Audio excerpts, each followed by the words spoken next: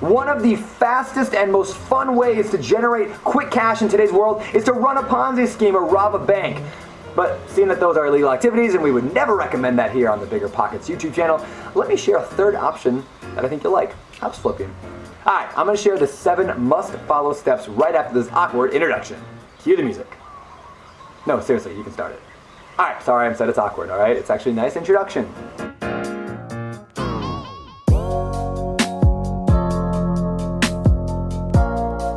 What's going on, everyone? My name is Brandon Turner, host of the BiggerPockets Podcast, filming on location in Maui, Hawaii. And today, I want to share with you exactly how to get started flipping houses. And to do so, I'm going to break it down into 7 steps. All right, number 1, be super rich and successful. Just kidding.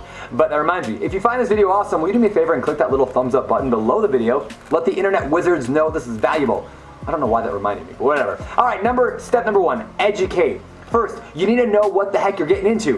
House flipping is awesome, and it can make you a lot of money, but it can be risky, and there are a lot of moving parts. Watching this video, good first step, but don't stop there. The best books I've read on the topic were the book on flipping houses and the book on estimating rehab costs by my friend Jay Scott. But if you'd rather learn by making a ton of mistakes and losing a lot of money, just skip the books. You don't need it, and just jump in like Bird Box style. Get it? Bird Box, like the Netflix show, Sandra Bullock, blindfolded? No? Alright, moving on. Step number 2, funding. Now, if you aren't loaded up with cash right now, you're gonna need to figure out how to pay for your flip. Duh, right? There are plenty of hard money lenders though out there whose primary business is to fund house flippers. Hard money lenders, they're great. Or maybe you can use a partner or a home equity line of credit, which I recently made a video about, or maybe a combination of different funding sources. Step number 3, get leads. In order to flip houses, you gotta have potential properties to flip. Seems obvious, but finding good deals is not always easy, especially in a competitive market like this.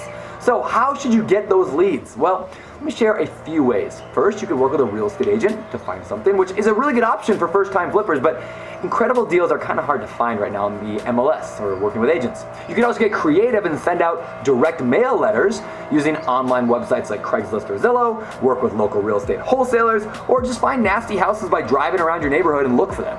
All right, then we move on to step number 4, analysis. Look, just because a property is in need of fixing up does not mean you can make money off it. But luckily, every property has a number that could make it work. So your job is to work backwards to determine what that number is. Start with what you and your real estate agent believe you can sell it for when it's all done. Then subtract out expenses like the fees you're going to pay when you sell the property and the cost of holding onto the property and the costs associated with buying the property in the first place. We call those closing costs. And of course, deduct the cost of fixing the property up, all the repairs. And be conservative in your estimates. Maybe add some overages in there just in case. Almost every new flipper underestimates the cost of fixing up a property, and they way overblow their timeline. That's a quick way to turn a great deal into a great loss. All right, finally, subtract out the profit you want to make. The number you're left with is your maximum allowable offer. That's how much you should pay. So now what? Well, move on to step number 5. Make an offer. After all, you'll never marry your dream girl or guy if you don't pop the question. So you gotta go after the property and keep your maximum allowable offer in mind when you do. Sometimes you win, but most often I get rejected. In fact, 9 out of 10 of my offers are shot down. It's like high school prom all over again. But once in a while, the numbers work out for both parties. And usually after some negotiation, bada bing, bada boom, you'll get your offer accepted. Now it's time for step number 6, close on the deal.